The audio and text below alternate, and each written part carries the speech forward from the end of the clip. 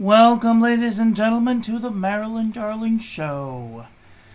And welcome to another episode of Calligraphy for Beginners. How is everyone doing today? Are ya having a nice day? I hope you're having a nice day wherever you are in the world. We're gonna share this with our patrons so that they can come and hang out with us too.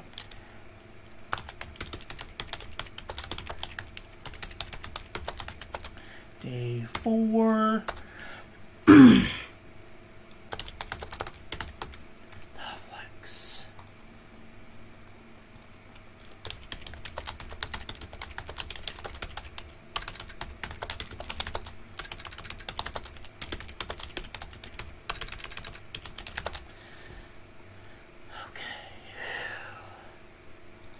Public, paste, save. Alright, so, hi Obs, how are you doing today? I am a little bit early today because we have a lot to go over today, and I wanted to make sure that we had enough time to get it all in, so,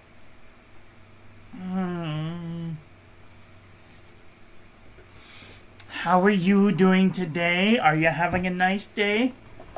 I hope you're having a nice day wherever you are in the world. I'm just gonna break out some pens really quick. See, this is what happens. I accidentally click the button and then I'm unprepared with the things that I wanted to go over. Okay, so today we're talking about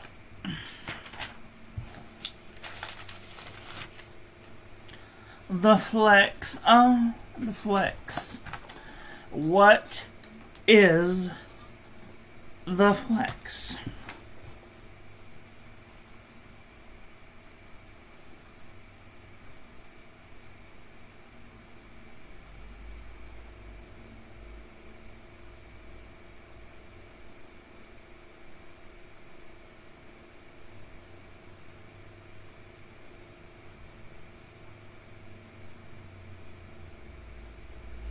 What is flex?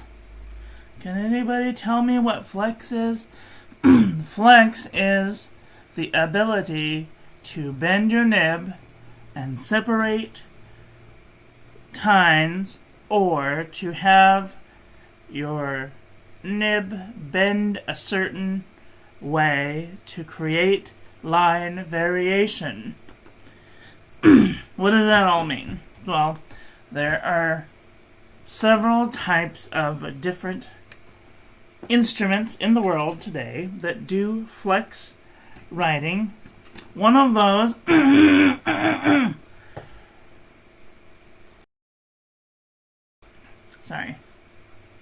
One of those is the pointed pen. This is a pointed pen.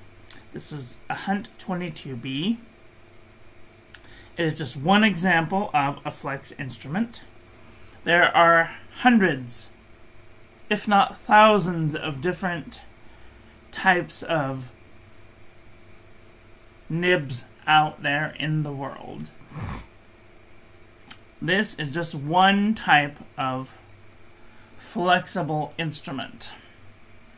This is a nib, and this is a holder, also known as a staff.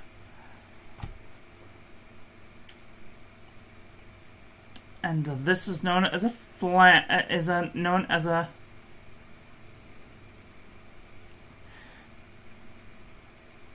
Sorry, I thought I was about to sneeze there for a second.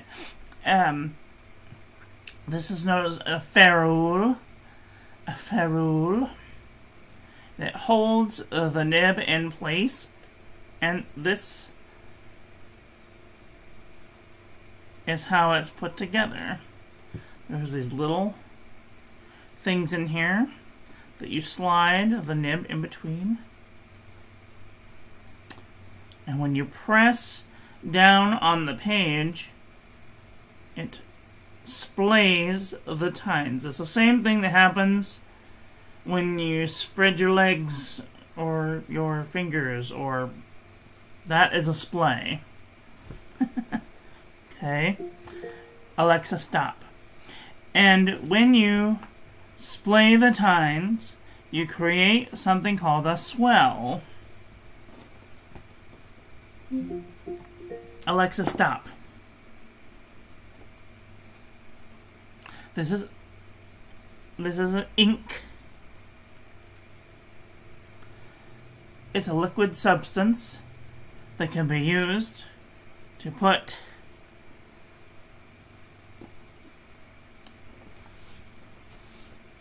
on a pen or in a pen to be put on paper or papyrus or whatever you're working with. So,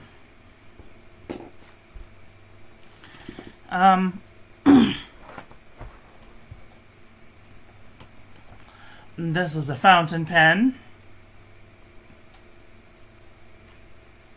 Comes with a stainless steel. So, this is called spring steel.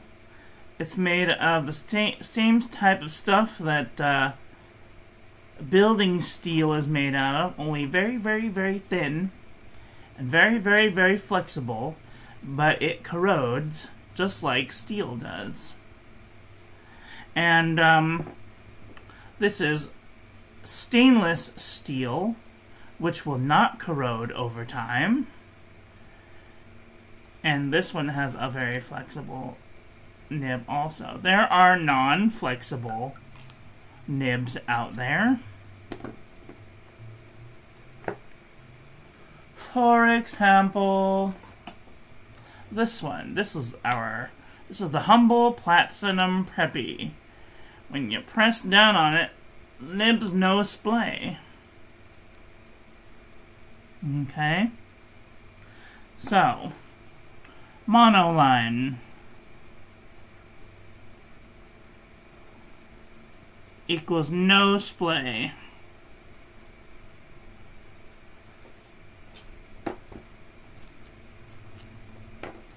This is a Fountain Pen Revolution Ultra Flex nib.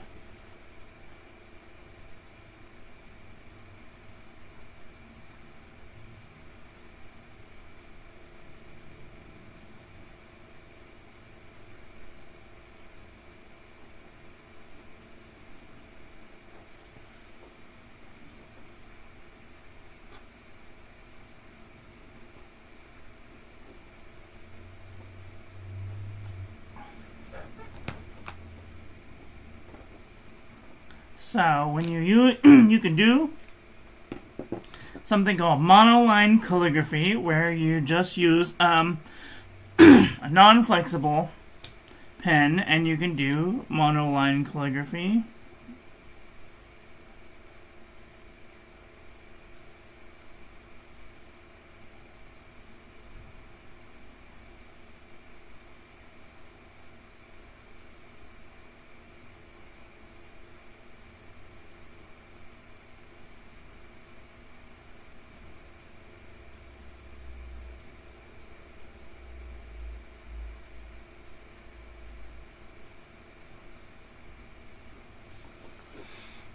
Okay, monoline calligraphy. So there's no variation in the line, or basically no variation in the line. When you use a flexible instrument, you create line variation by putting a little bit of pressure.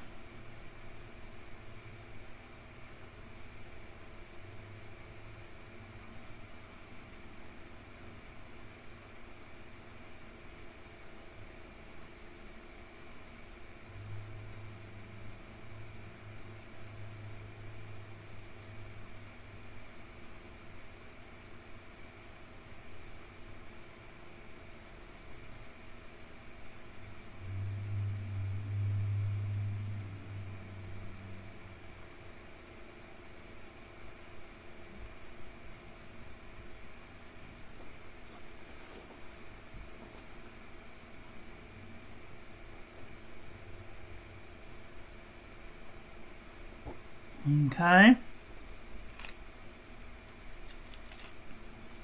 Almost forgot to tittle my eye. Travesty, that would have been. So, what we need to do is there are other types of instruments. This is a dip pen, also known as pointed pen. Uses well ink you can use to do flex calligraphy.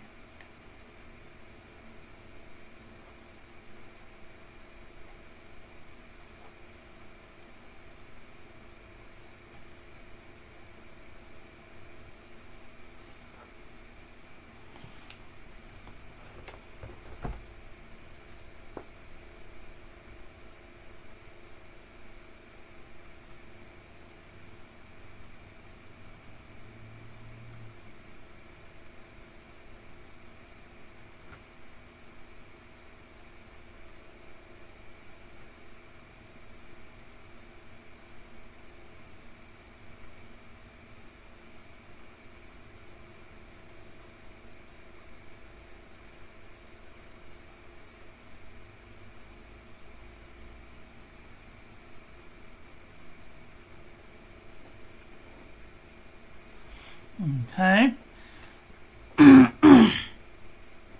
In which case you will need some water or something to clean out your nib with.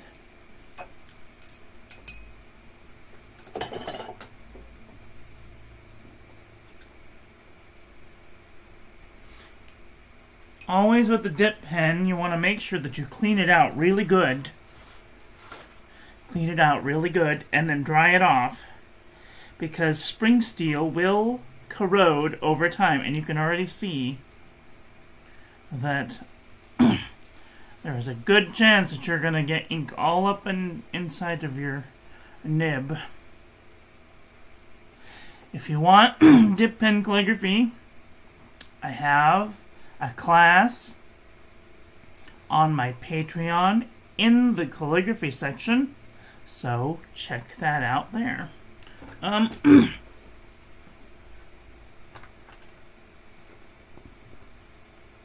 Okay, let's take a look at some other types of calligraphy tools.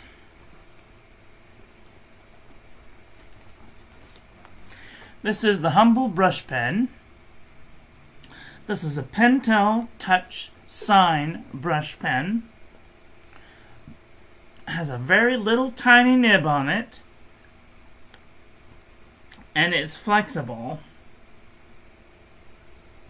Of course, you can't tell it on my thumbnail, so I'm just going to have to demonstrate. So,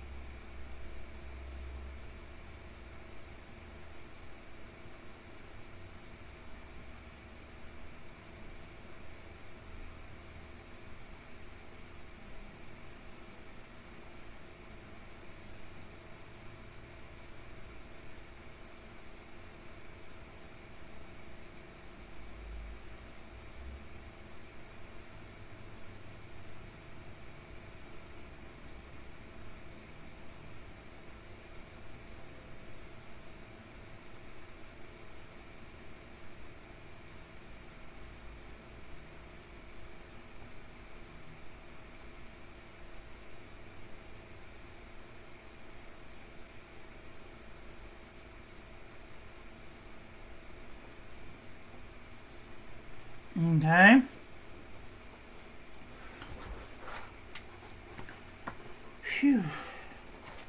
I was getting nervous doing the dip pen, the brush pen. And there are different types of brush pens. This is a pen. This is a Tombow Fudino Suke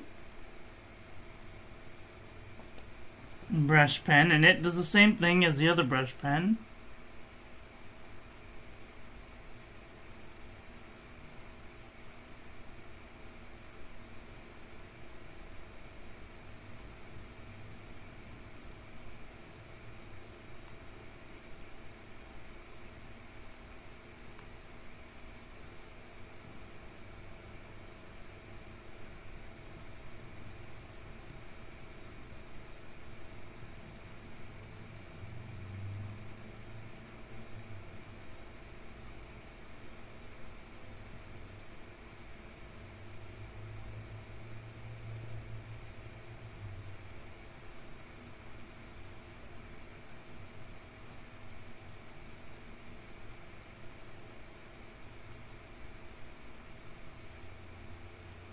Okay.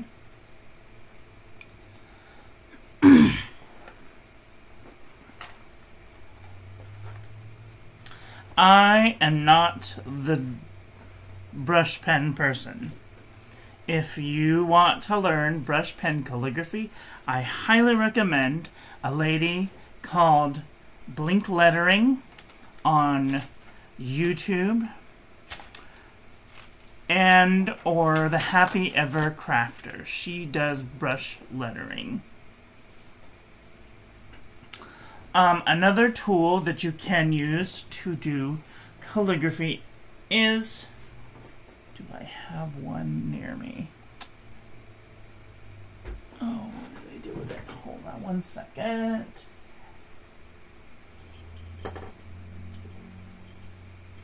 There you are. I found you. Been a minute since I've... Oh no, it's bent. Crap. Okay, well we're just gonna have to... We're gonna have to roll with it. Another device that you can use for doing calligraphy is an actual brush. Now I am gonna do this outside of my book because I don't want the ink to sink through my book all the way. This is Lamy Dark Lilac, very expensive.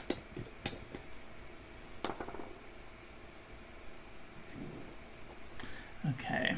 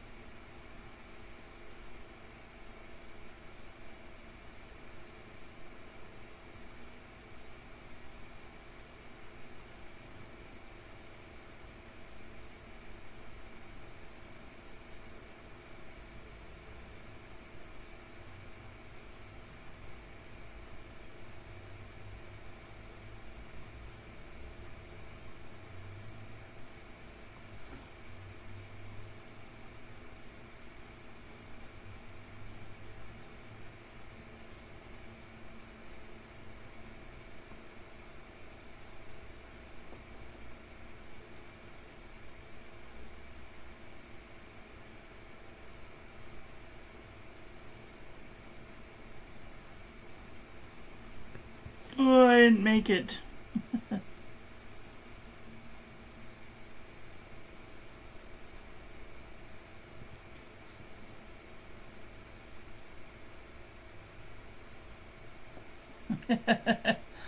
So this is where learning placement will come into play. So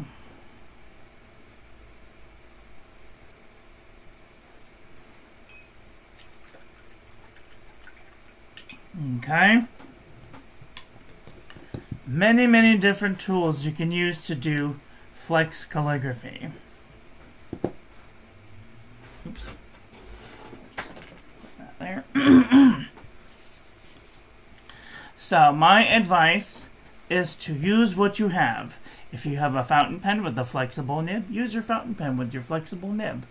If you have a brush that has a pointy tip and it's nice and flexible, use that.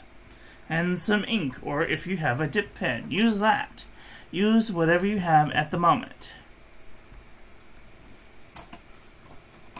My favorite pen to use is my Noodler's Conrad with a Yovo 14 karat semi-flex nib from fpnibs.com, and it writes very extra fine.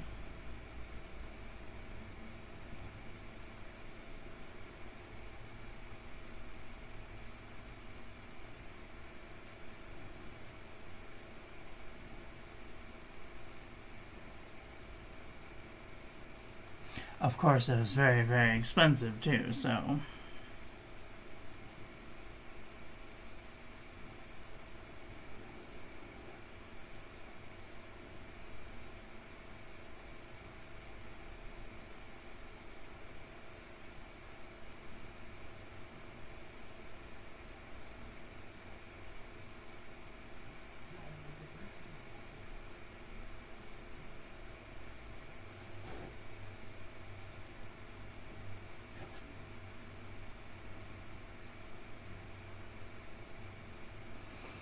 Okay.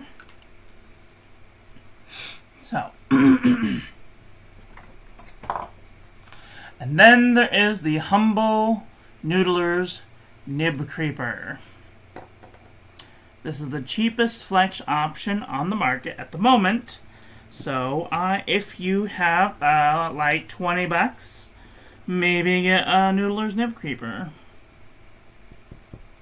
They do take a little bit of fiddling, but once they get going,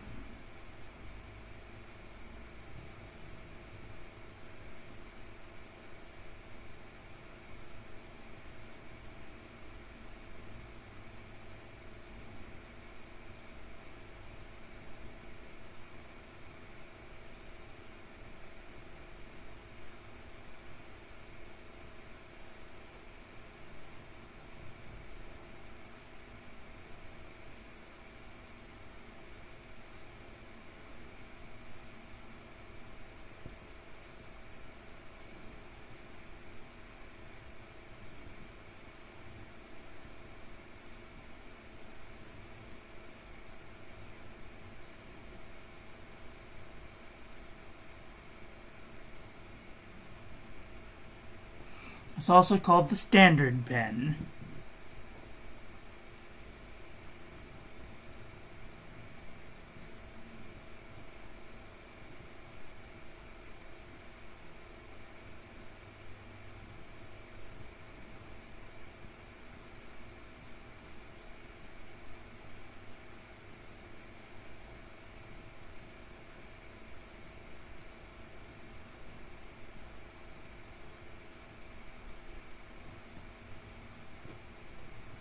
Okay.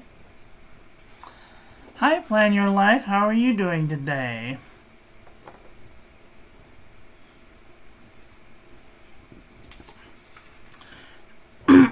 So, let's talk about parts of a pen, shall we?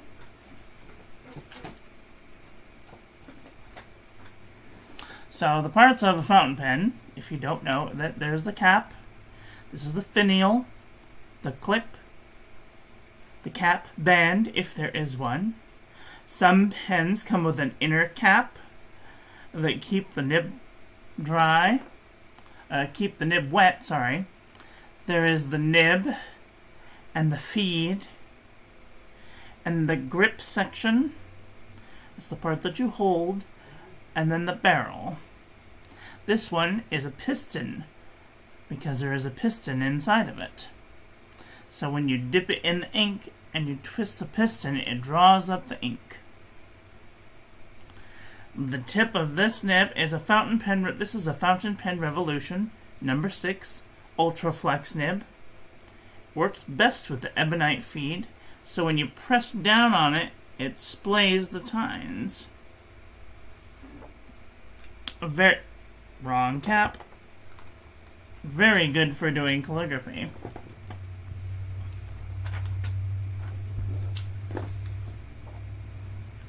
Most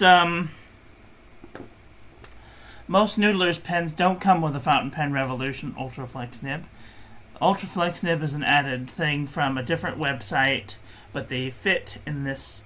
This is probably one of my favorite pens. I have multiples of them.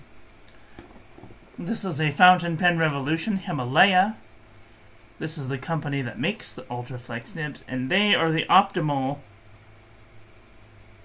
for this type of setup. But they are a cartridge converter type, proprietary cartridge converter. I like pistons myself.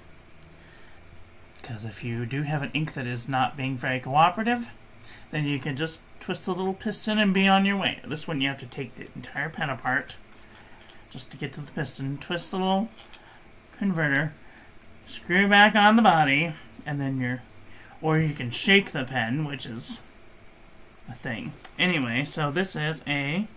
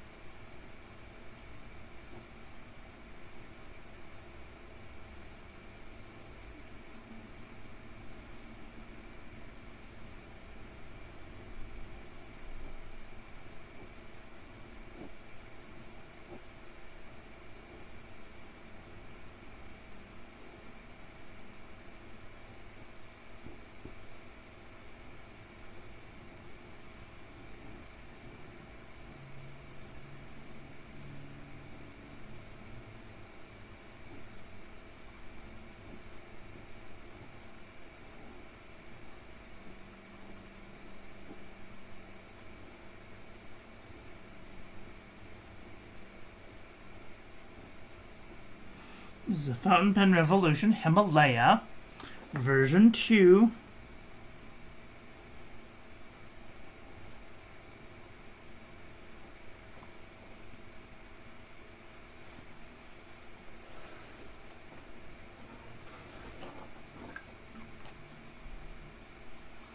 I have been contemplating getting a fountain pen with a flex nib. Do you think that it's hard to use to write with?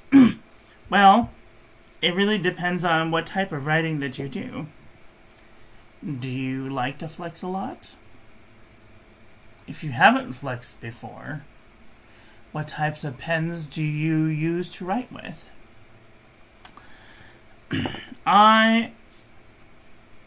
When I first got into flex writing, my first pen ever was a Speedball with a blue pumpkin. And I am what you might call a natural. Okay, where's my blue pumpkin? See, these are just some steel nibs that you might find at your local hobby store. I never throw anything away either. That's one of my problems. Where is it? Do you even have it in here still? Oh, yeah, here you are. So this is my original blue pumpkin nib.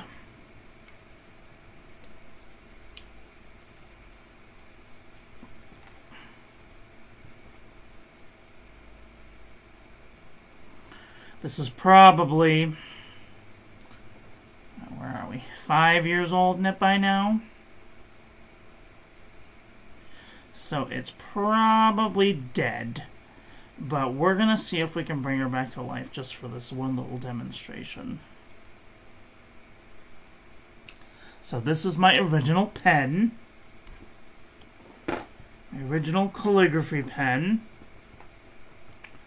And I am what you might call a natural. I just started writing.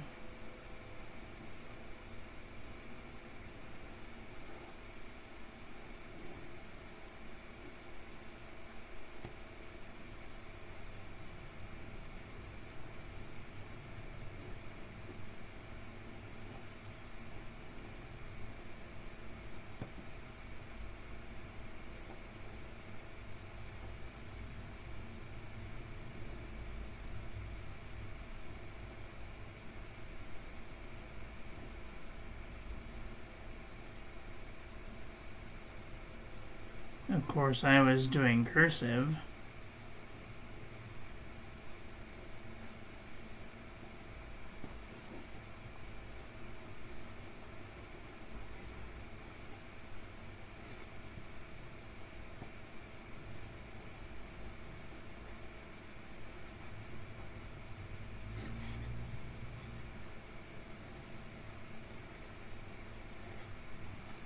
Not my cursive's not very good, but I do.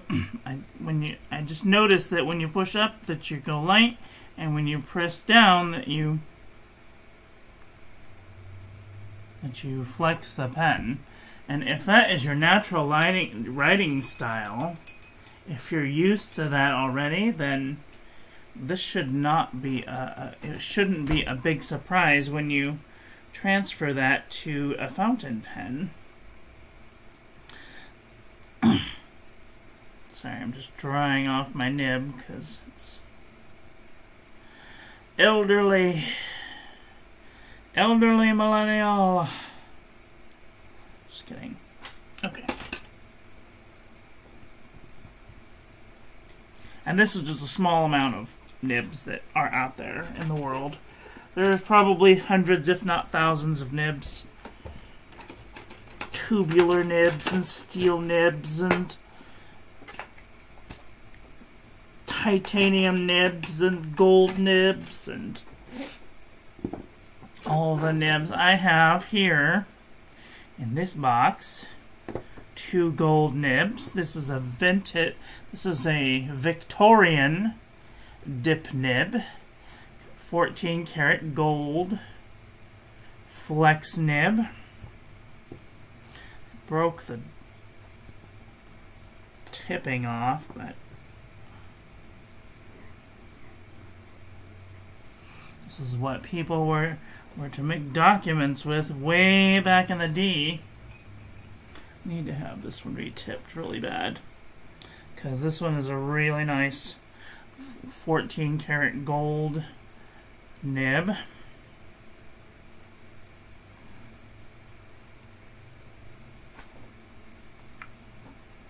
And this is a 10 karat gold nib, very small, but it is very flexible. I don't have any titanium or palladium nibs, but I know that they exist. I have stainless steel ones. So there's all kinds out there. If you're thinking thoughts about getting into flex calligraphy, and there is a will and there is a way. Trust me. Okay, where was I? I was talking about you were asking about everyday writing. Everyday writing, monoline, you can totally use a nib creeper to do everyday writing.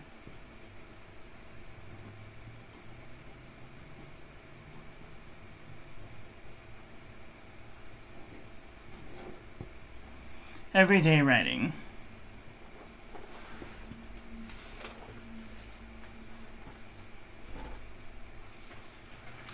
So you can totally use these pens to do everyday writing with. I don't really flex when I'm not trying to, and you'll notice that when you do use flex, when you go on the upstroke, you go light, and when you go on the downstroke, you put pressure, and that creates a swell.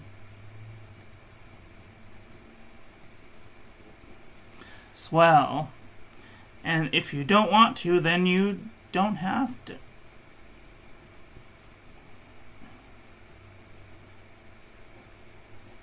But it's not like a stiff nib. A stiff nib will kind of give you that pressure that you need. But using a flex nib, you have to kind of feel like you're lifting the pen when you're using it. Except for the nib creeper. The nib creeper, you can just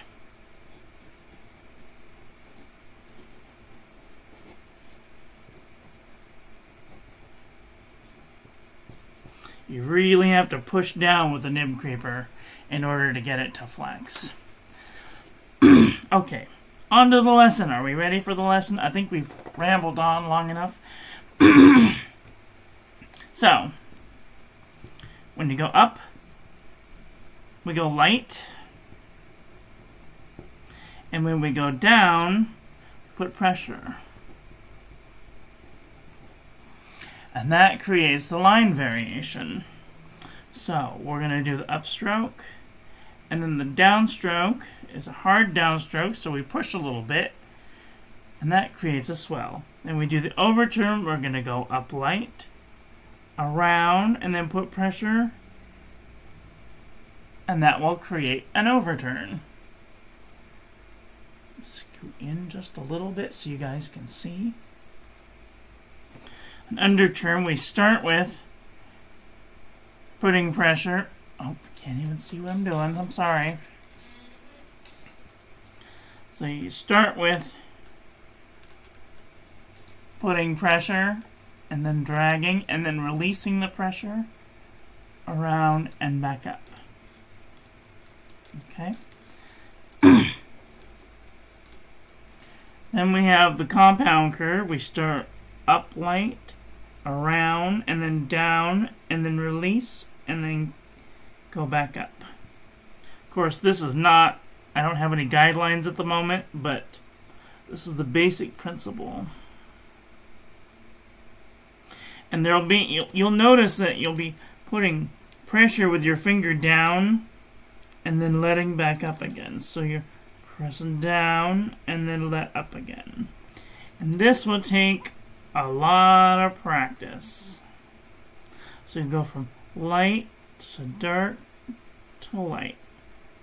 Light to pressure to light. Okay? Upstrokes are easy. Downstrokes are easy. Going from light to dark to light does take a little bit of practice. Same thing when we do the reverse compound curve. Instead of starting light, we're going to start pressure, lighten it up, light upstroke, and then hard downstroke.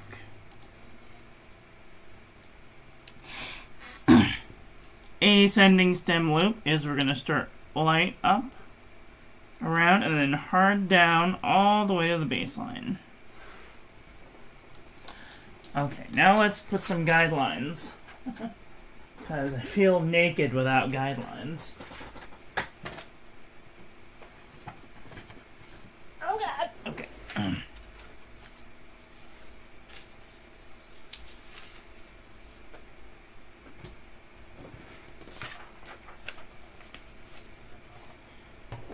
Okay, now that we have some guidelines, I'm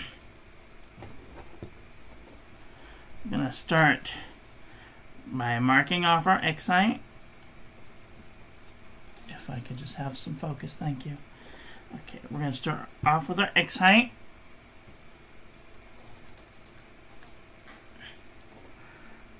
I'm going to go from the baseline to the X height up. Hard downstroke, overturn, a little bit of pressure, underturn, pressure, let up, compound curve, up, over, down, pressure, light up. You only want pressure from about there to there. So, pressure, let up, pressure all the way down. Okay? Have I lost everybody? I'm sorry. I do tend to ramble sometimes, but trying to cram all of this information into your brains in 5 days is a lot. Ascending stem loop. We go up light, around, and then right there we put some pressure, come all the way down, and then lift straight up. Descending stem loop, we're going to start at the X height, pressure all the way down, and then right about there we're going to let up, curve around, and up light. The oval is we're going to start at the quarter, we're going to go up light, hit the X height, little bit of pressure, let up, and complete your oval. A reverse oval, start at the baseline, come up, little bit of pressure, release, and then you're going to lift right before you hit that pressure stroke. Because what's going to happen is if you pressure and you drag it through, you're going to have this, well, it's not doing it here, but sometimes you'll have a little bit of wet spot and it'll actually kind of do this type of a thing where it'll leach those two lines together, and that's not cute. Okay. Sorry, I'm going in and out. So, the R stroke, we're going to do pressure and then to release, and then pressure into an underturn like this. The S stroke is kind of weird. We're going to start with light, add a little bit of pressure, release the pressure, and come back up.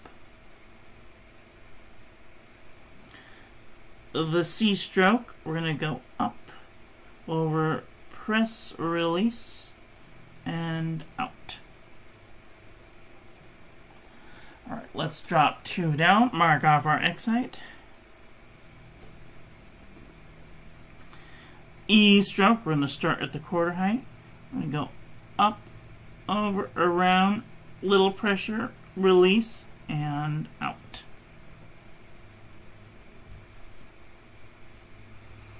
Okay, the reverse descending stem loop. I'm going to pressure all the way down right till we're right about there, release, and then come back up.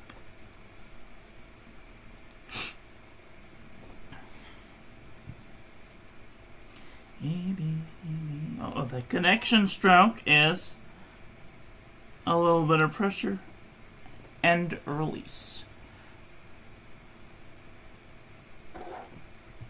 Let me see. What am I forgetting? Where are my notes? Where are my notes? I feel like I'm forgetting something. Oh, the K stroke. Oh God, the K stroke. Okay, so the K stroke, we're going to start at the baseline. We're going to come up. We're going to press, release. And then press, release. Only we're going to do it a little slightly slower and slightly more control. Up. A little bit of pressure, release. A little bit of pressure, release. Okay? It's so slight. And when we do it, when this is our whole X height, it's going to look like this. So hardly anybody is ever going to notice that there's a pressure there at all. So I don't usually do a pressure when there's at the K stroke. I just kind of do that type of a thing. Let me see. Let me look. Where am I? No.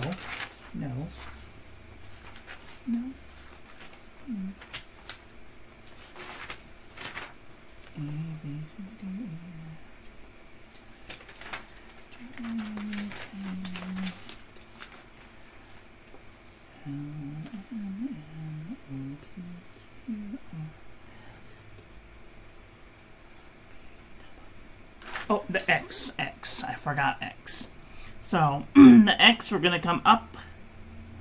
We're going to curve around. We're going to go down, little pressure, let up, and then right back up. And then we're going to go up, and we're going to stop, and we're going to finish it. Because what happens if we drag it through? We're going to get this little smudging action, and we don't want that. Okay? So it'll look like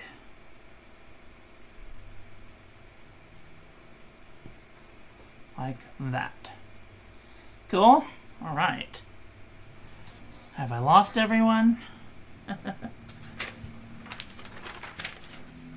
Let's see.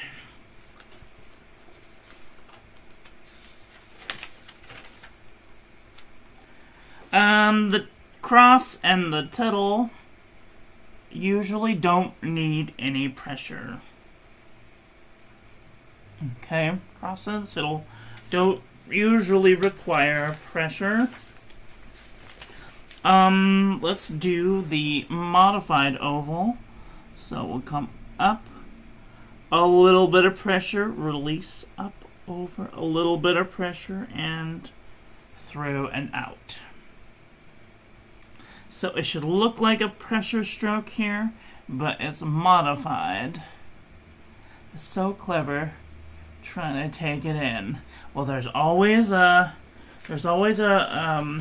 you can always watch the videos back again.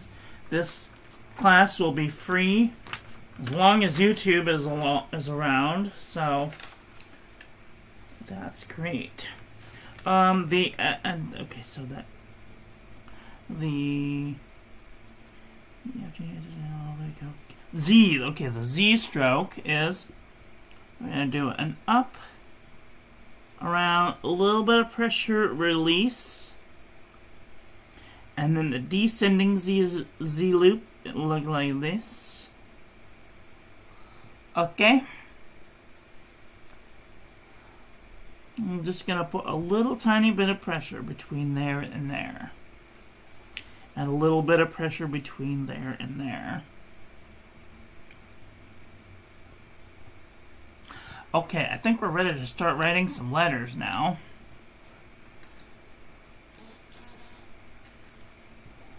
Okay.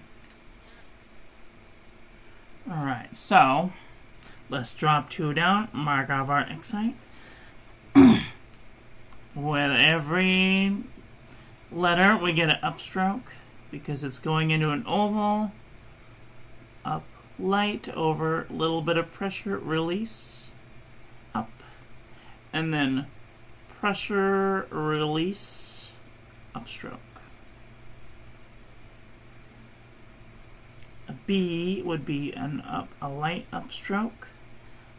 Up, light, over, around, pressure, pressure, pressure, release, upstroke, and then pressure, release. C would be an upstroke, and then oval, press, release, out.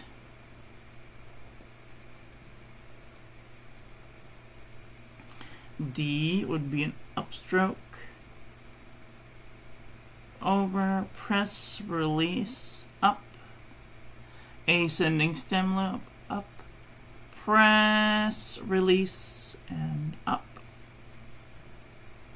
So you'll see that each of these requires just a certain amount of pressure. So from here, the ascending stem loop gets from about there to there. It's kind of a strange situations. Hey, Shay Shay girl, how are you doing? That's okay. That's good. Alright, E. So E is an upstroke, and then uplight, around, little pressure, release, and out. F. Upstroke, light, up, over, around. Now this one, we're going to full press from there all the way down to there, because we're going from ascending stem loop into a reverse descending stem loop. Let up right about there. and then another light upstroke. G is an upstroke, an oval, press, release, and then press all the way down to right about there, start to let up, loop up, and upstroke.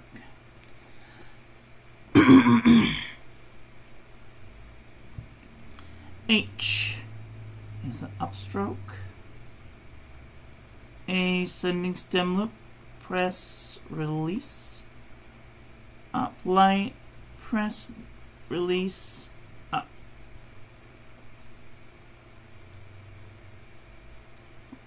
Alright, let's drop 2 down, mark off our X height. Now the I is kind of a tricky little situation because you want to have a light upstroke, but your upstroke is going to be conflicted with your downstroke. So you want to kind of come up at like a 70-degree angle. So you have this little tiny triangle in here when you come down, and you're going to press, release, and out. And then don't forget to tittle your eye. Tired but alive. And how? I know all about that. Oh, sleepy. Whew. Okay. J, we're going to do an upstroke. And then press, release, descending stem loop, upstroke, tittle your eye. J goes from about the X height to about right there. Okay. K is one of the most difficult letters. Upstroke light, ascending stem loop, press, and then we're going to do a little overturn, overloop, and then back, little press, and out. You can press from here to here, but it's going to be so small that hardly anybody's going to notice it. And you don't want to fill this in when it's itty-bitty. Watch. Just finished work today. Oh, good. Then dog walk. So God get you. Yay. The yawns are happening. It's 1 o'clock. Alright, so L is the easiest one because there's just an upstroke, ascending stem loop, into a upstroke. Super easy. M is kind of an easy one too. It's only 2 strokes. Overturn, overturn, and a compound curve.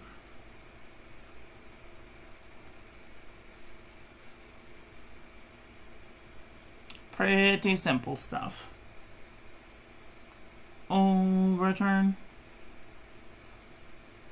compound curve. Now you want to make sure that your tops of your letters aren't too blobby and the bottoms of your letters aren't too blobby either. So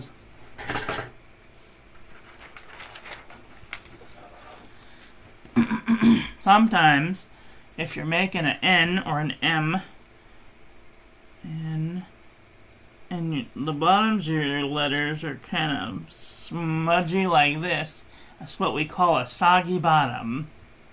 You want to make sure that the tops of your letters and only in the middle of your compound curve is swelled.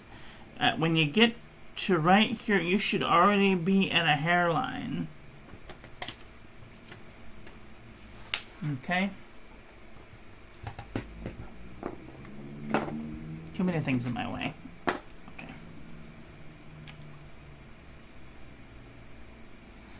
have to be back at work at 7 tonight. Oh my goodness. Trying to get my chores done around the house. Hope you have... hope you get some rest. Thank you. Maybe after Saturday, I will get to have some rest. Alright, so for the oval, we're going to do an upstroke. Now we want to make sure and hide this little bit right here. We're going to hide this little bit right here inside of the oval of the swell. So we're going to come up, over, we're going to swell, release, and go right back up. Now you see right here is a little bit imperfect.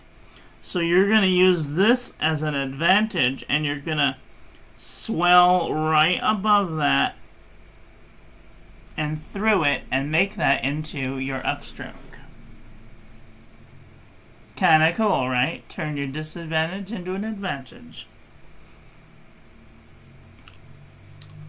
Now let's do the other O. So the other O is an upstroke. Down, up, over, around. You can touch them, you can not touch them, it doesn't really matter. That's what that looks like. A little pressure here, up, over, a little pressure there, and then out. Alright. Hi Michelle, how are you doing today? No need to answer now, but maybe when you have time, can you link the PDF to the template you're using for the angles? For the 55-degree angle, you can go to a website called Lacanch.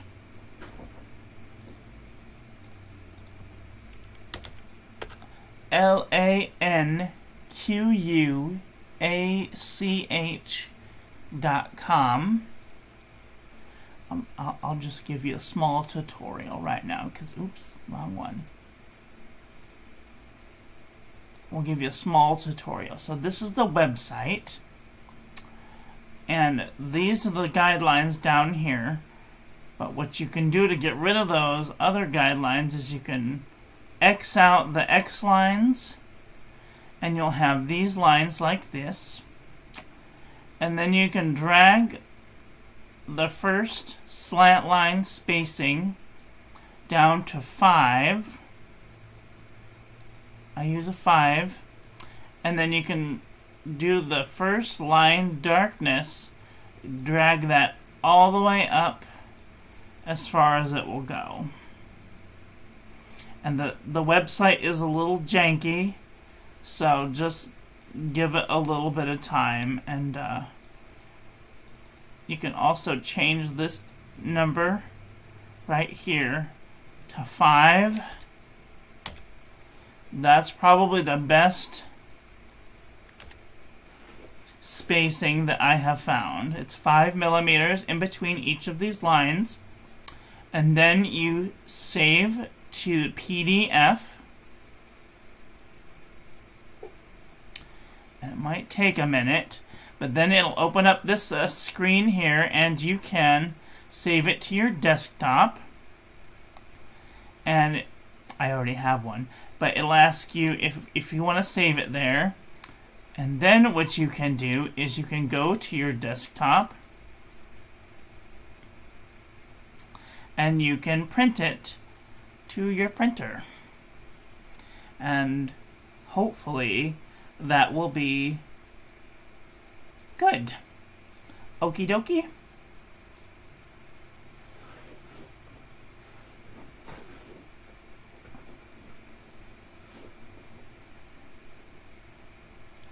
And you put you can write directly on the guidelines. However, they won't last very long. So you may have to reprint them over and over and over and over again. I encourage everyone to print them out and put them on a clipboard. Let's see if I can show you. So I have mine on a clipboard, so that way when I'm writing it doesn't go anywhere. And I have the paper taped to the board with just a little bit of Scotch tape. And the upper part is loose because it's behind the clip and it's not going anywhere. And then I just slide that in there, and then this isn't going anywhere. And if I need to move it, I can move the clipboard around far more easier. Now, see, I did this specifically for this reason. I lopped off all my fingernails because sometimes you can spend hours doing this type of a thing if you don't have any nails. Now that I'm trying to get it up, I can't.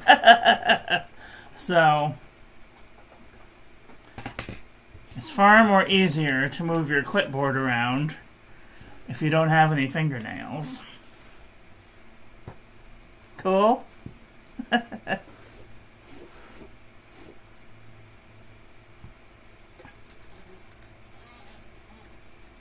Oh no, I'm cheap. I'm like, I couldn't. There is a tool. There is a tool you can buy. I gotta get the tool out. It's such a cool tool. So this is a tool from Tool Art. It is made of acrylic. Looks like this without the paper on, but I leave the paper on so I can see where the guidelines are. Because they're great for seeing through things, but this is very fragile, and I've already broken it. As you see, I broke this part off, but it comes with a set of 3 parts. One is for 4mm copper plate, 6mm copper plate, and 8mm copper plate, but I use this for doing my envelopes.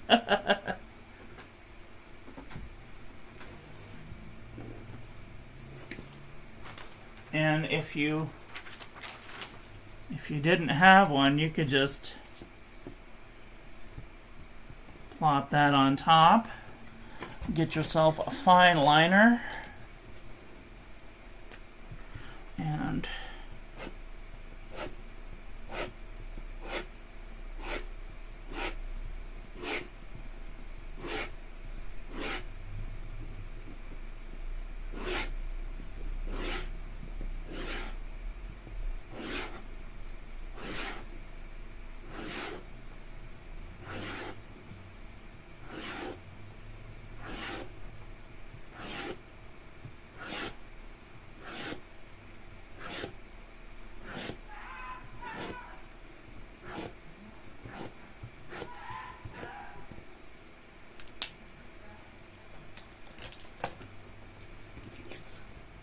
don't notice there's crazy going on behind me. I don't know what's going on.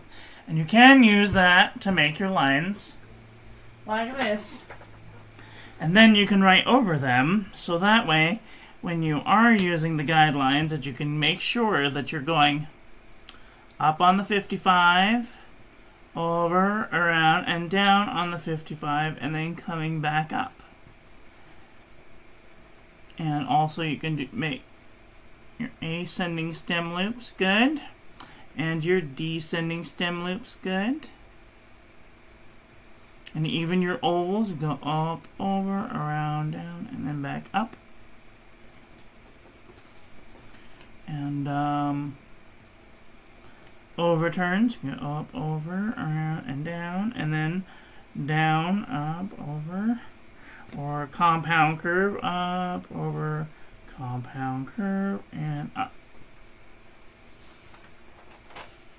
Go.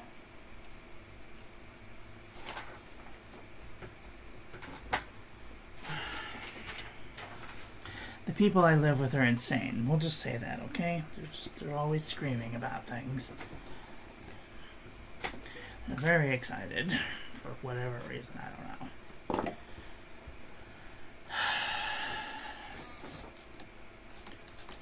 Oh no, don't do that to me.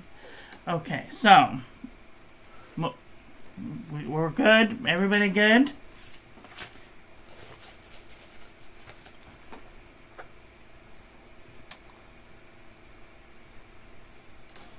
Everybody good? Thumbs up, thumbs up? Okay. Alright, let's drop 2 down, mark off our X height. Ooh, how are we doing? 1 hour and 5. Okay, well, we won't go too terribly long, but I do want to get through this alphabet and do some letters. So, upstroke light, hard downstroke, reverse oval, upstroke, or upstroke, downstroke, modified, reverse oval. Alright, good job. Q would be an upstroke, pressure, release, up, up.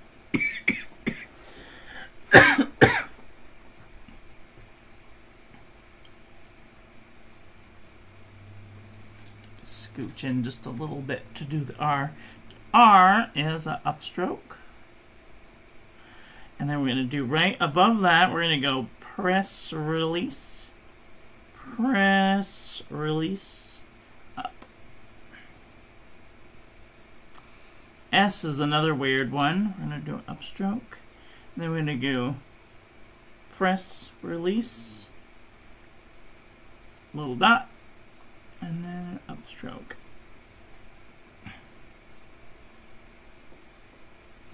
T is a pretty, Alexa stop, pretty easy. Upstroke, press, release, upstroke, cross. TU is an upstroke, an underturn, and an underturn. Oops, my pen ran out of ink. V is an upstroke, down, a compound curve, and then a press release. You do the pressure from there to there, and the spaces between here and here should be even.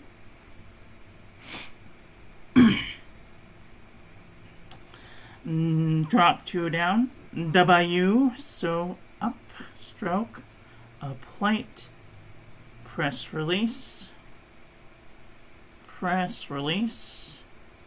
and then press release.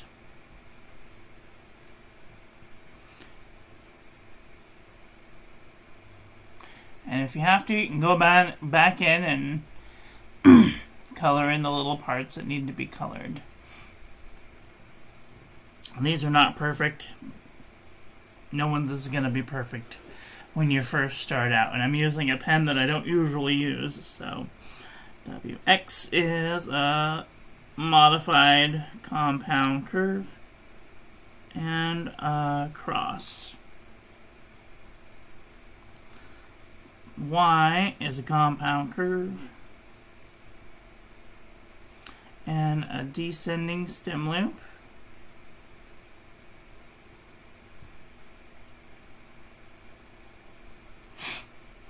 And a Z is a modified overturn, press release. Now, the more elegant that you make your press releases will depend on how elegant your writing is. So, let's write the Quick Brown Fox. Upstroke, press release, ascending stem loop, press release, up, press release, cross, upstroke, press release,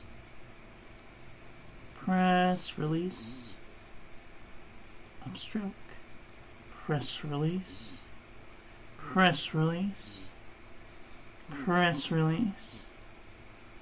oval, up, press release, ascending stem loop, press release, press release. Don't forget to tickle your eye.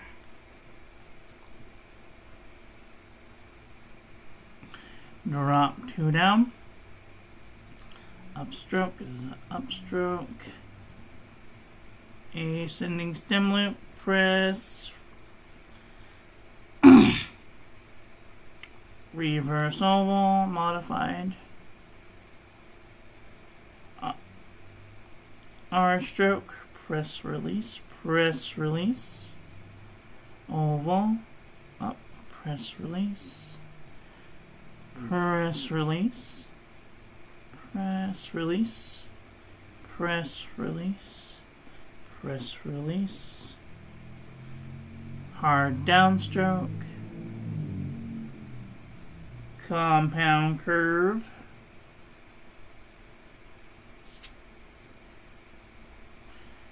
so we're going to do upstroke, light upstroke, ascending stem loop into a descending stem loop, press, release, light upstroke, press, release, O, press, release, press, release, cross your X, the quick round jumps, okay, upstroke, press, release, descending stem loop, up, underturn as a press, release, press, release, M. So if you miss it, then you can go from here into an overturn, or you do a hard downstroke into an overturn, into a compound curve, hard downstroke, modified or reverse oval, S, upstroke. You see how each of these letters, you can do different things with them. You can make an M one way, you can make a word look totally different just by adding little different ways to do entrances and exits from words. You could do jumps like this. You could go J, U, M,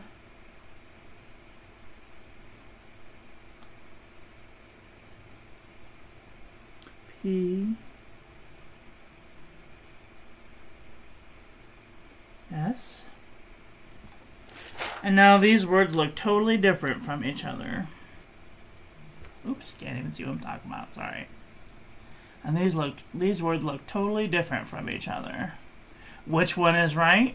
It doesn't matter. As long as it looks nice, that's all that matters.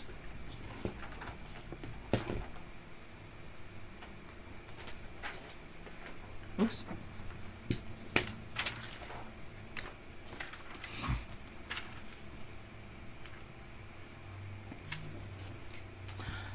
Drop 2 down. We're going to do over. So we're going to we'll do a modified overturn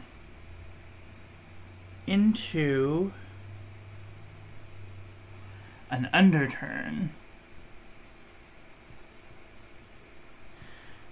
And then we'll do this letter into this letter.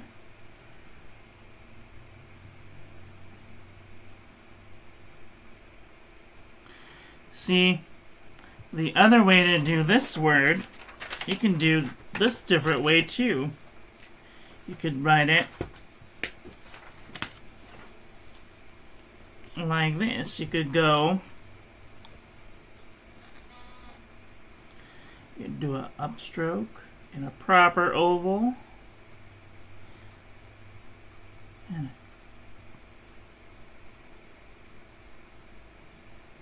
underturn, start your E,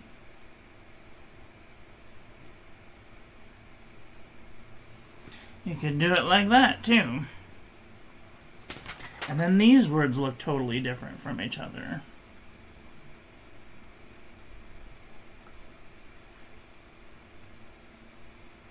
So there's all kinds of different ways that you can make these words, these letters, go into each other. And that is where calligraphy differs from a lot of different types of penmanship. Got 3 words to go. Over the T hard up ascending stem loop, press light up, hard down, light up, E stroke, light up, hard down, light up, cross.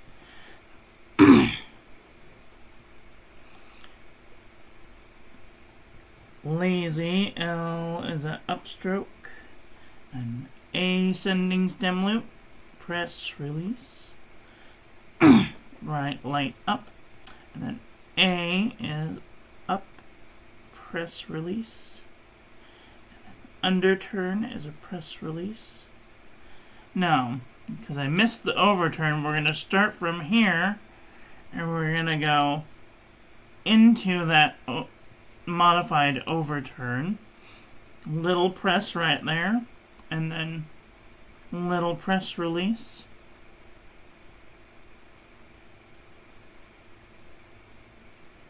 compound curve, press release, upstroke. See, this is why we always try and make that final stroke just to the side of where that your last stroke went, so that way you can have an entry stroke into your new letter. The other way that you could do lazy, you could do lazy a whole nother way too. Lazy could look like this. Upstroke,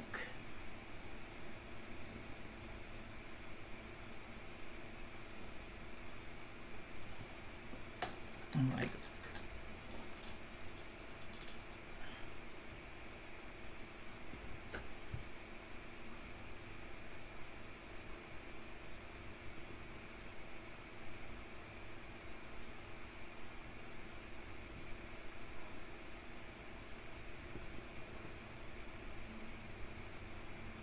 can look like that too.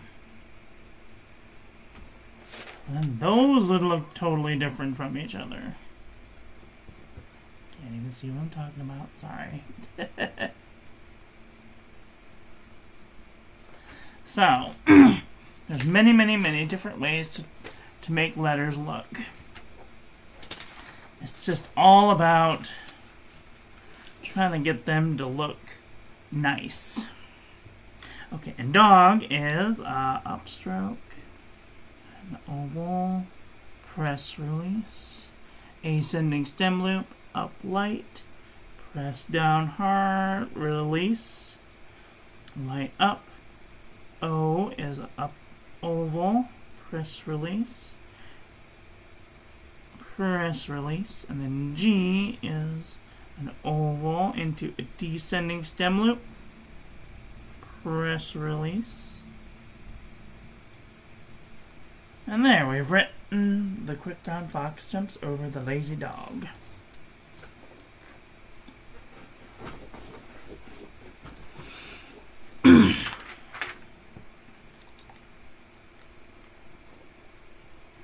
Wow, we have come a really long way since the beginning of this class.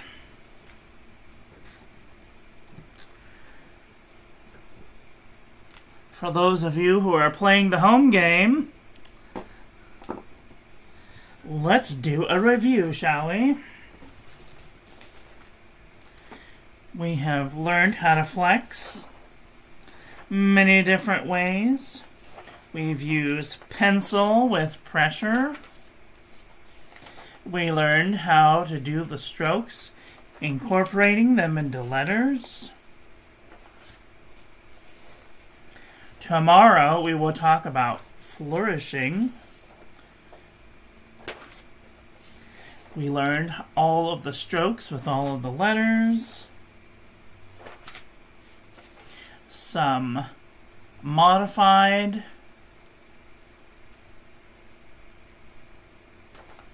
strokes, a little bit of scribbling,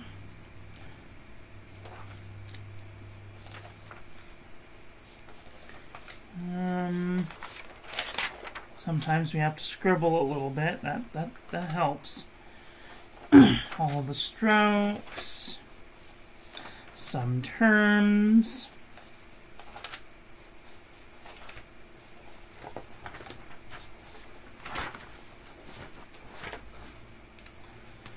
and some capital letters. Okay, should we do the capital letters? I think we've got about 45 minutes to do some capital letters.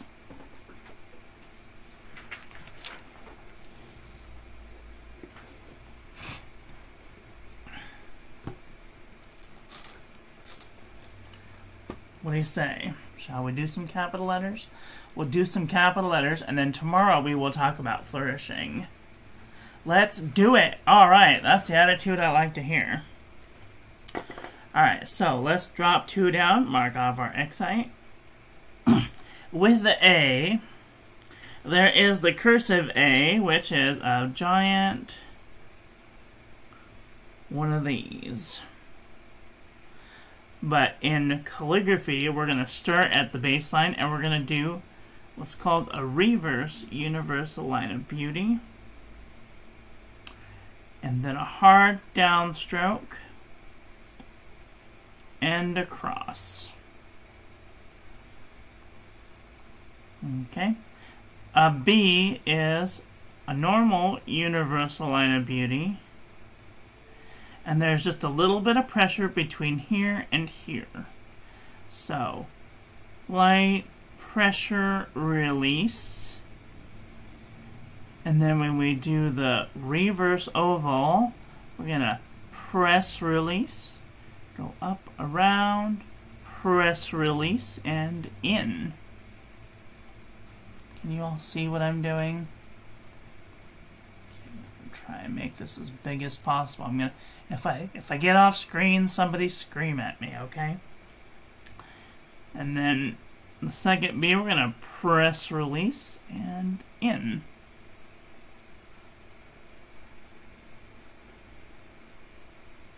Okay. Move my camera just a little. Okay. And then when we do our C, we're going to press release. Come back up. Around. Press release. And out. And then when we do the D, we're going to do a universal line of beauty. Press release. And then we're going to do a giant reverse oval. Press release. All the way up. Come around, press release. And then meet up with the bottom of that little tail. So you'll notice with all of these letters that in the middle of the bowl, they call it a bowl, that in the middle of the bowl that there is a swell. And that will happen with all of these letters. The E is a spiral out, a little press release, press release, press release, press. E.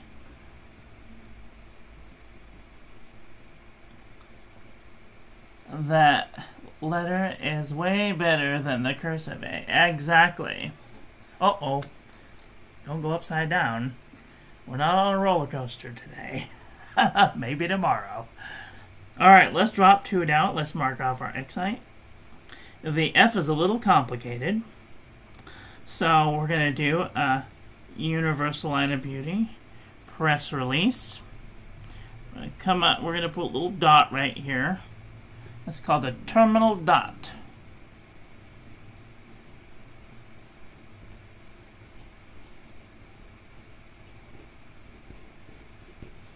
terminal dot. Means that that's where it stops. And then we're going to do a reverse oval into a hat. Press release. Come up. And then give it a little wiggle. You could do a little wiggle if you want. You could just universal line of beauty and cross it like that. And then right in the middle, we're going to go through it and down. We're going to do a little tick.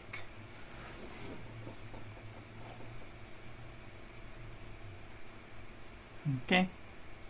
G is one of the most complicated letters, but is also one of the most satisfying letters. We're going to do a horizontal oval into a vertical oval. And that looks like this. We're going to look a little pressure there. And then press release up. And this should be right in line with this here. And this whole letter is almost 4 spaces across. 1, 2, 3, 4. 4 spaces across. You need 2 for the horizontal oval and 1 for the vertical oval. And then we're going to go into a descending stem loop. Press release. And then upstroke. A lot of the capital letters are 3 and 4 spaces across. They should be big. They're capital letters. They should have the space to be what they should be. H is tiny compound curve, press release right there. And then we're going to go into a universal line of beauty. And then we're going to do a universal line of beauty. And then we're going to come and we're going to cross it.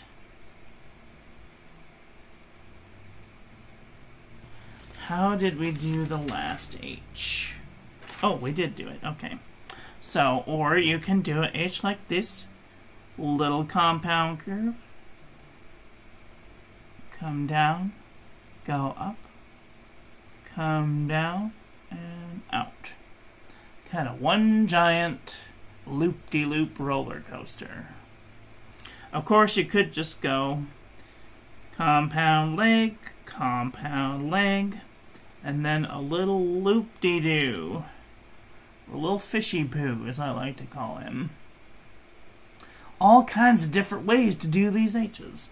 But you want to make sure that when you're doing your H's that you start off light, do a little swell, come back to a hairline, light, swell, hairline, little swell, and out.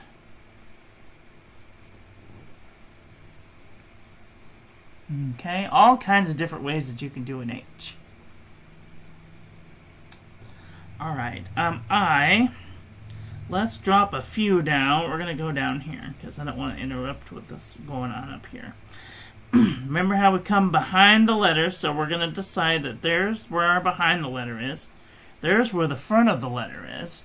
And the I is going to come right in between there. So we're going to come little swell, go light, all the way up to the second ascender. And then we're going to come down, universal line of beauty, a little swell in the middle, and then a little terminal dot at the end. So you should be swelling there, and then there, and there, from there to there. The J is, again, another 3 spacer. So we're going to come behind the letter, only we're going to come at the quarter height. We come down to the baseline. We're going to go all the way up to the second ascender with this upside down question mark. And then we're going to do a universal line of beauty through the baseline to the second descender and do a descending loop up to the X height. And there's our J.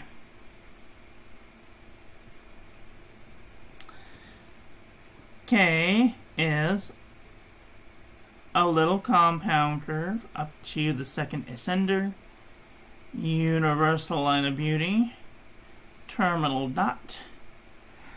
We're going to go 2 spaces over it. We're going to start at the first ascender, come up to the second ascender, little swell, wiggle into that universal line of beauty, and then we're going to wiggle out, little pressure to the baseline, and then up to the X height.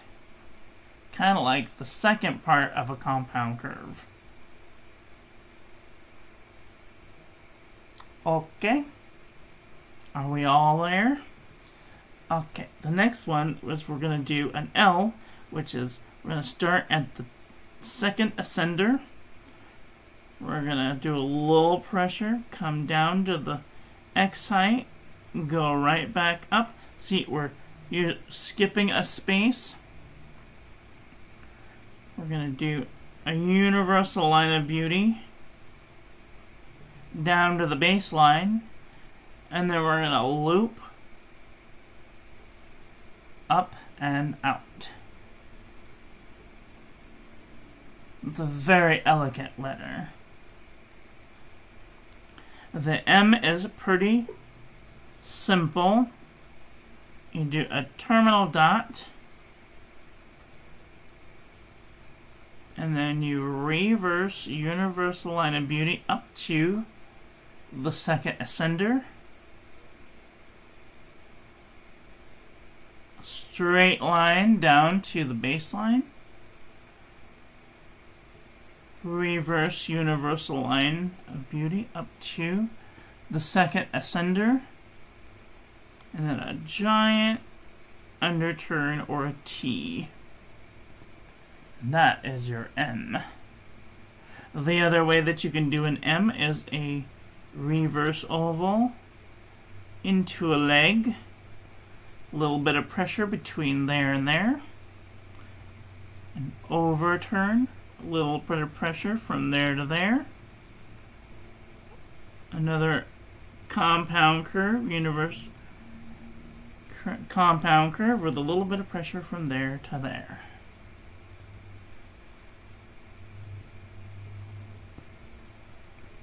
Cool? Have I lost everyone? My rambling craziness? Let's see. Alright, let's drop 3 down, and we'll do an N. Our N is a reverse universal line of beauty up to the second ascender. A hard down stroke, straight down, not like the M where we're doing it on the 55. We're coming it straight down the paper. So if my paper is like this, you want to come straight down.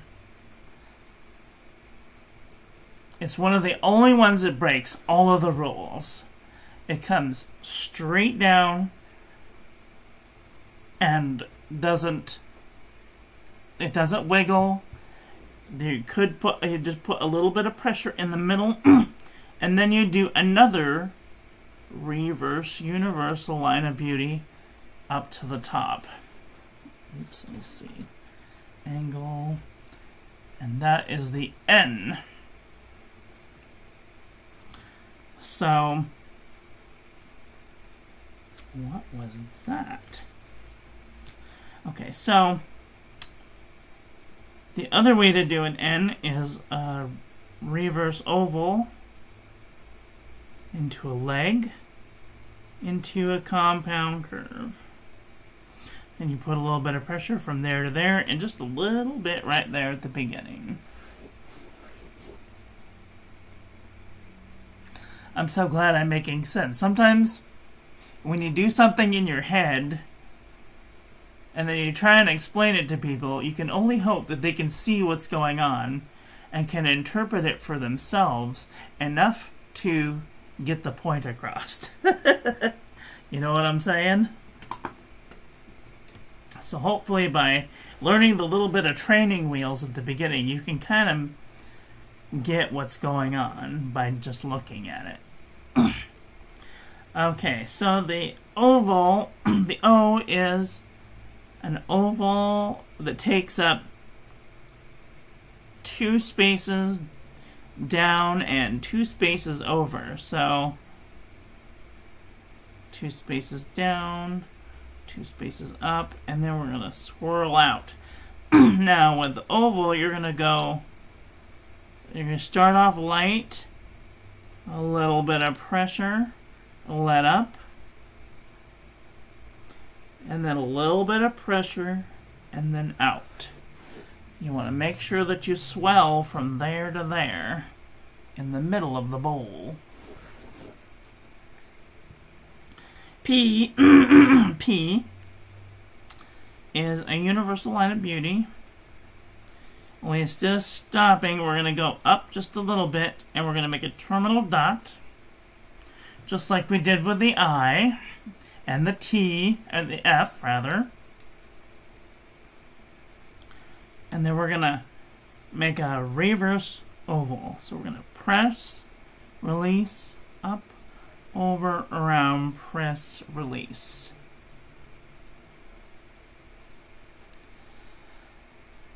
Okay? Now, mind you that all of this is how it looks to me. So your paper should be off kilter with the points heading away from each other. So that way you're bringing your pen towards your body or your pen towards your shoulder when you're doing calligraphy. I'm just trying to make sure that everything is looking straight on so that you guys can understand what it's supposed to look like. Of course, if you were looking at it head on, it would look like this.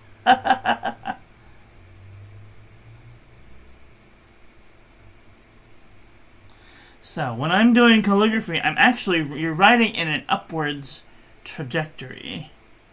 And it's such a weird thing to be writing up.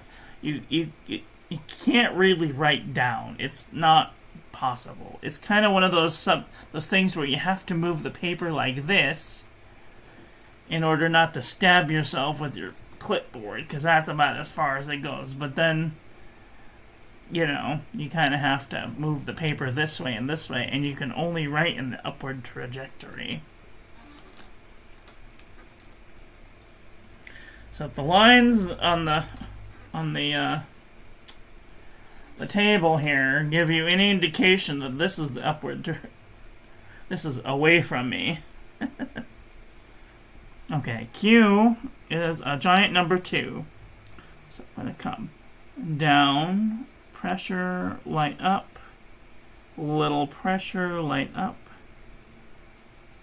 and out, and then a little pressure right at the end, like a terminal dot.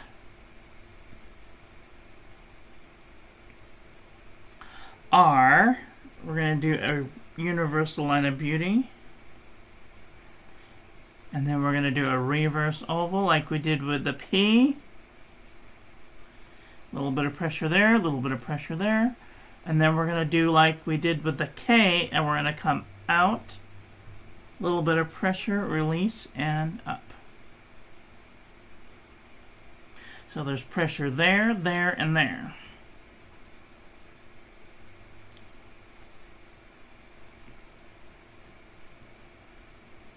Okay, the S, let's drop 2 down. I'm going to grab our X-height. How am I doing with ink? Oh, I can never tell how much ink is left in this pen. Alright, so for the S I don't even know how to describe the S.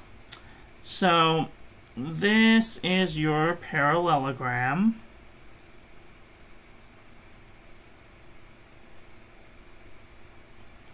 And you're going to hit here, here, here, here, here, here, here, here, and here. Very complicated. So we're going to do a reverse universal line of beauty up. We're going to curve around hit that spot, spiral down, and spiral in. I should have gone over a little farther. So, spiral up, spiral down, and in. So,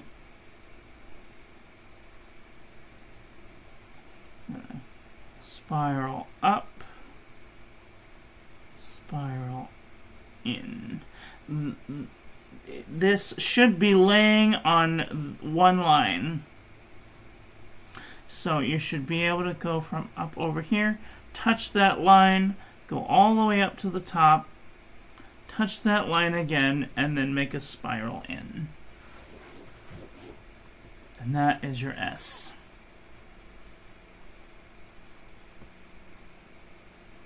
Doot. T, you're going to make a universal line of beauty. Pressure from there to there. And then you're going to give them a little hat, a little bit of pressure, light. And that's your T.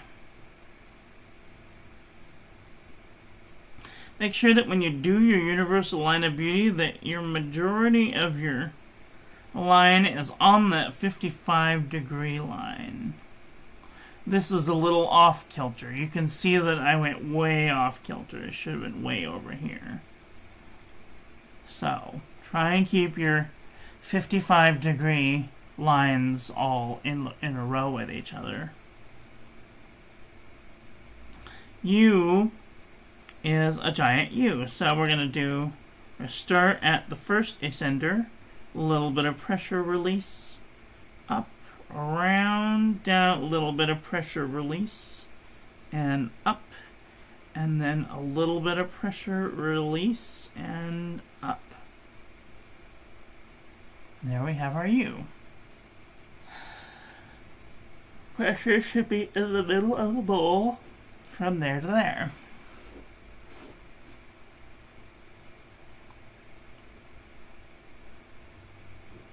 Drop 2 down. We're going to do a V. V is kind of like the K and the H. We're going to do a little compound curve, a little bit of pressure there. We're going to do a universal line of beauty, a little bit of pressure in the middle. And then we're going to hit this point, and this point. So this is the first.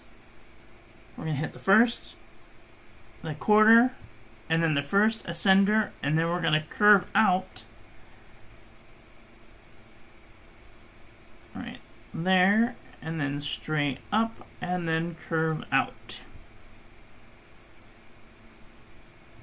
So it should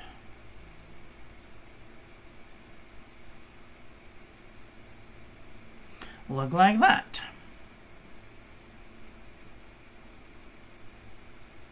Okay. D-U-V-W. W is like a double V. Only, if you want it to look like a V, a W, compound curve, little compound curve, universal line of beauty. We're going to go up, universal line of beauty. And we're going to do up and out like we did with the V.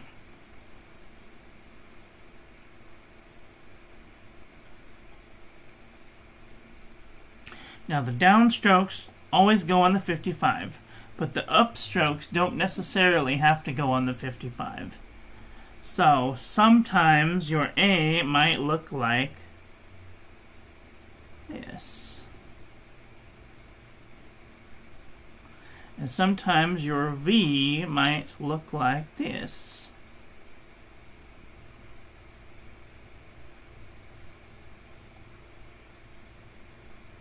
Always try and keep your downstrokes on the 55-degree angle. Okay, WX. X is kind of a complicated one. It's basically a giant spiral. So we're going to use up this here parallelogram, and we're going to start in the middle, and we're going to spiral out, And then we're going to come over, we're going to go to this parallelogram, and we're going to spiral in.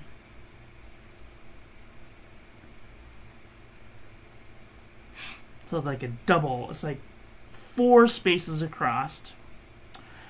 We're going to do a little bit of pressure. A little bit of pressure in the middle. And on the opposite side, we're not going to put any pressure except right at the end. Okay? And your X's might be skinny. They might be only this big. That's what it should look like. Mark off your X height. Okay, the Y is basically a U. So we're going to make a U. A little bit of pressure release. And then instead of coming down to the baseline, we're going to go through the baseline and we're going to make a descending stem loop. So a little bit of pressure release into an upstroke. Now what you don't want to do is you don't want to do this. Oh, I think I might be out of ink. 1 second.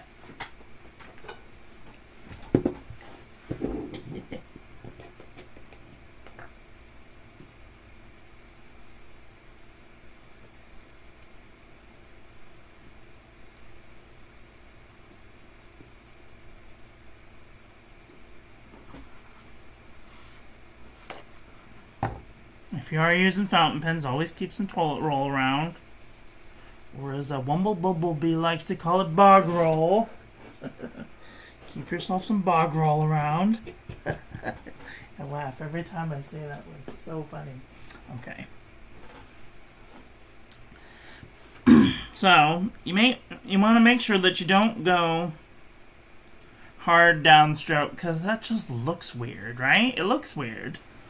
So what you want to do is you want to do a little pressure release, come up around, a little pressure release, come up, and then when you go down, don't put any pressure here, but put a little bit of pressure right as you were doing the descending stem loop. So it looks a little more like this one. So press, release, press, release, press, release. Cool? Okay, last but not least, we're going to do the Z. So Z is kind of like this X, but do press, release, up, over, press, release. We're going to do a little loop, press, release, and out. So press, release, press, release, press, release, and out. So you need a little bit of pressure from there to there, and then from there to there.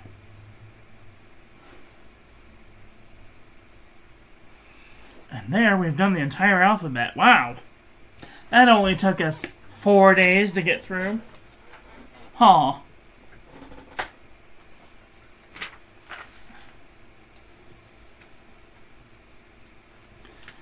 Alright, so let's do the entire alphabet just real quickly like.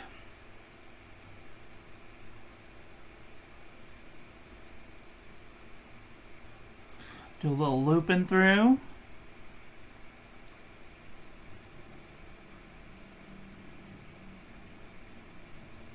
A little bit of pressure, a little bit of pressure. C. Pressure.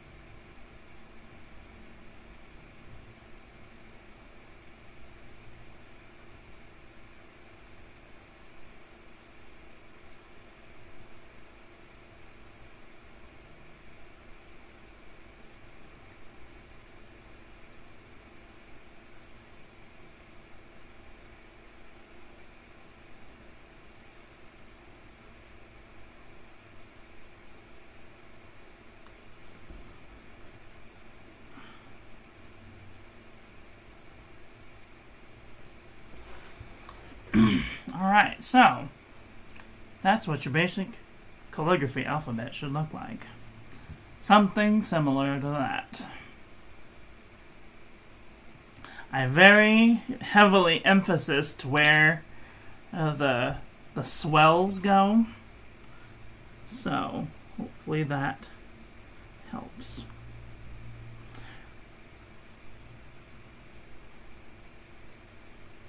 Now, I'm not saying that everyone should copy my style of calligraphy.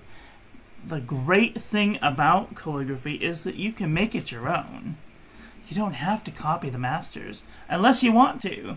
Hey, there are people out in the world right now that are copying people who died 200 years ago, who were master calligraphers in their day.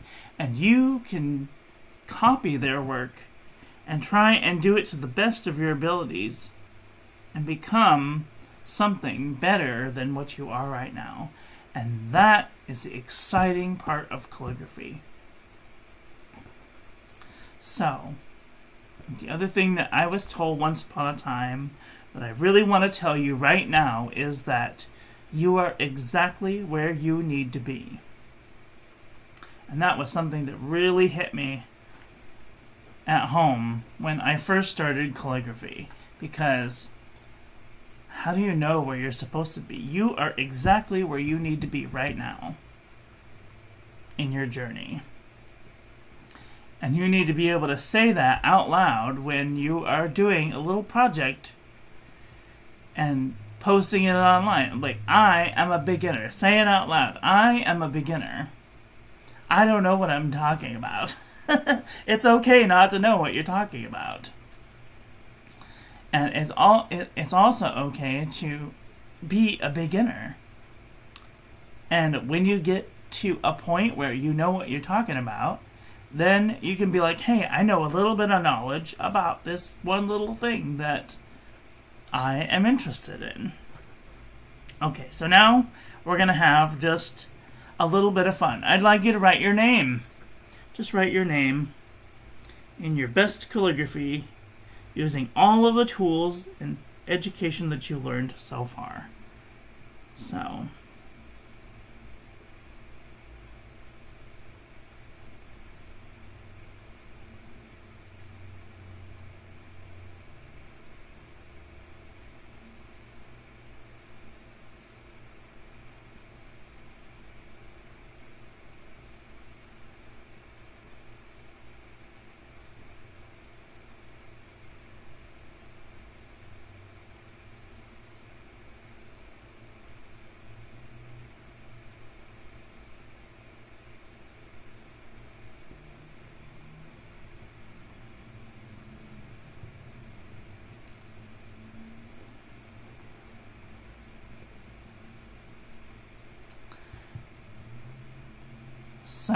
how did everyone do? Did everybody write your name?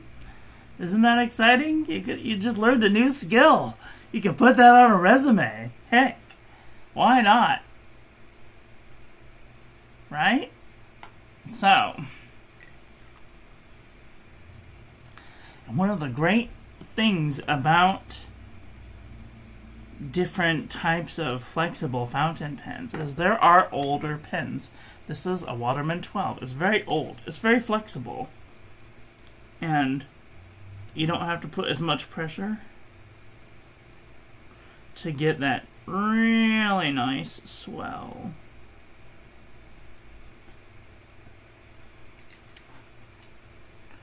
And then there are even newer pens out there that you can buy gold nibs for, and they also can have that really nice swell.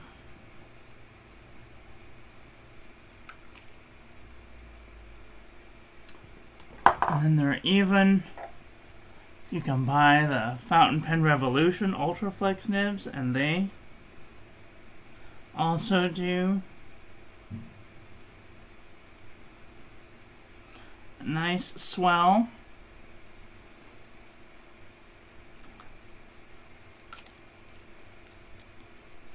All kinds of flex pens out there. Fountain Pen Revolution Himalaya. has a really nice swell.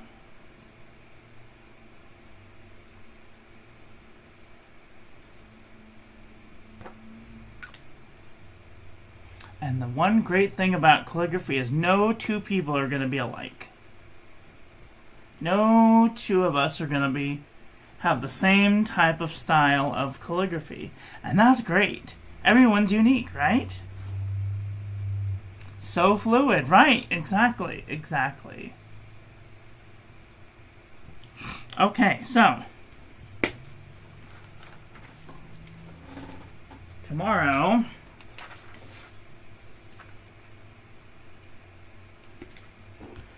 will be our last day, and you will be having a little test. We're going to do a little test to see your knowledge.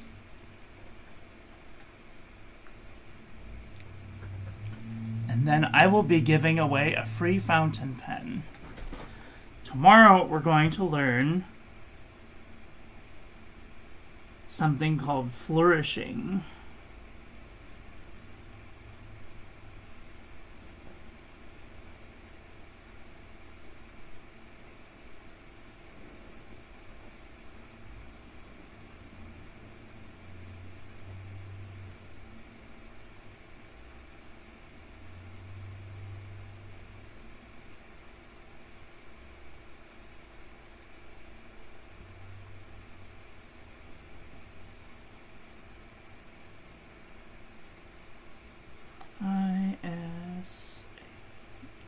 Ooh, I messed up.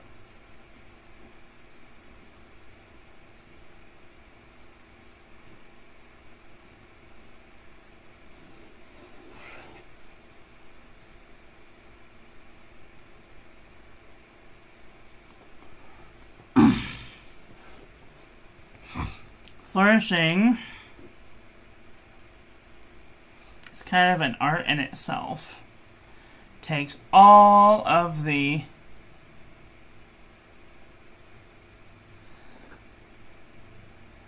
demonstrator you were using was the Guru. No, this is a Noodler's Conrad.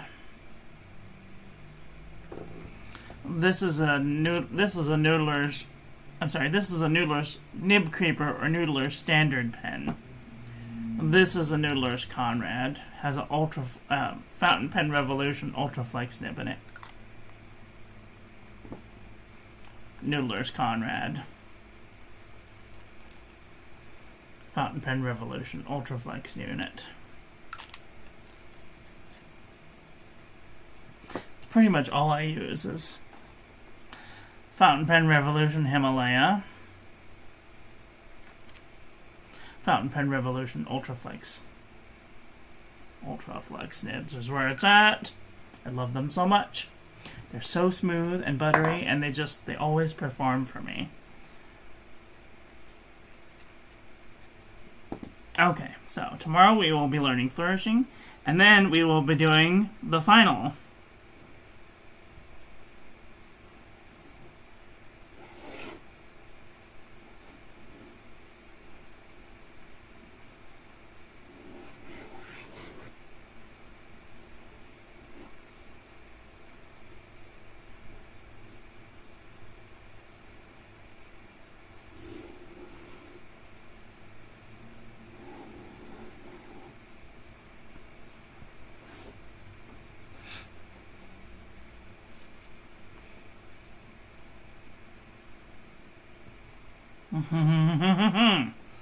And then I will be giving away a fountain pen.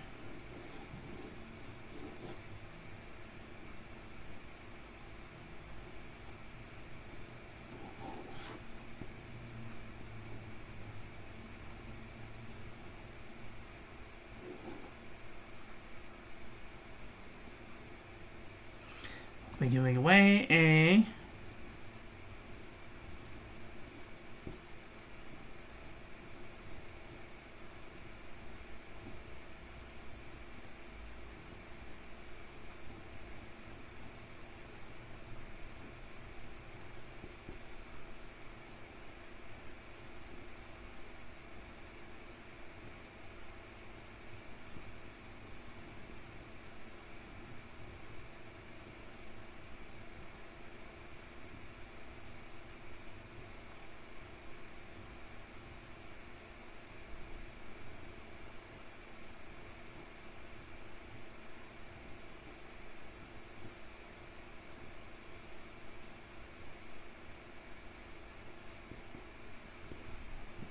Fountain Pen Revolution Himalaya.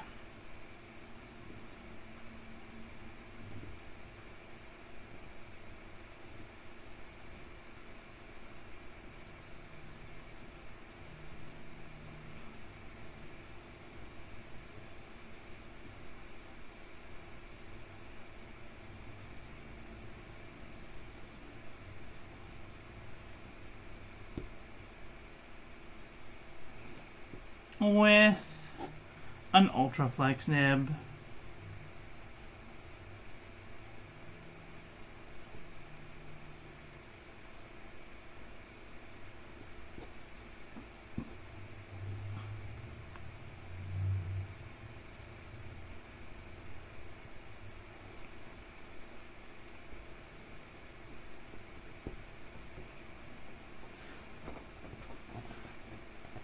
Don't forget the tittle, that's right.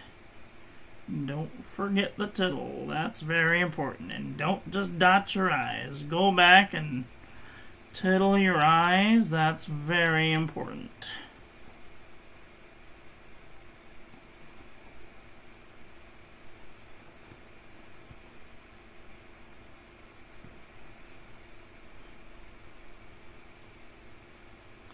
You are so welcome. So, tomorrow, we will talk about how to win the fountain pen. Okie dokie.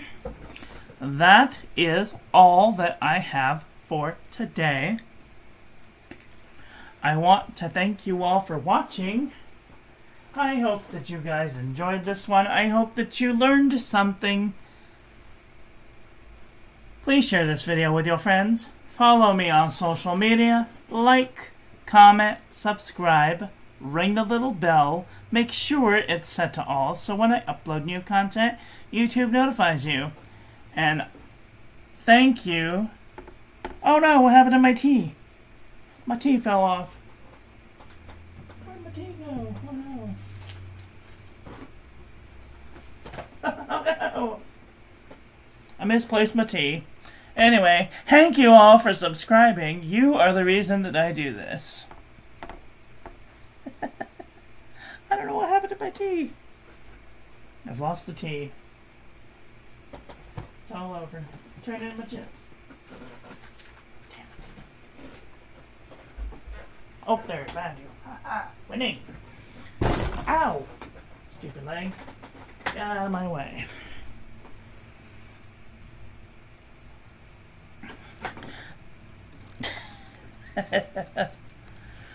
Thank you for subscribing. You guys are the reason that I do this. So,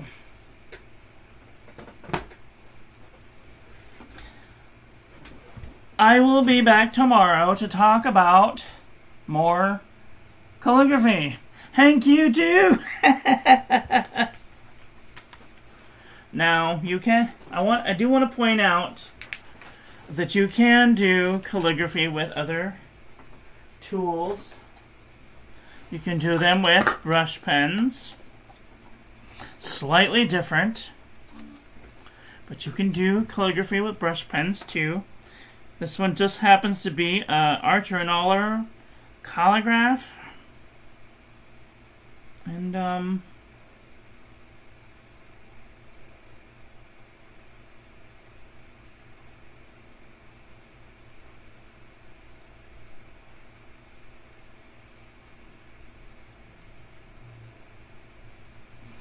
it's just a little different. So if you are using a brush pen, you can do this with a brush pen also. Alexa, stop. So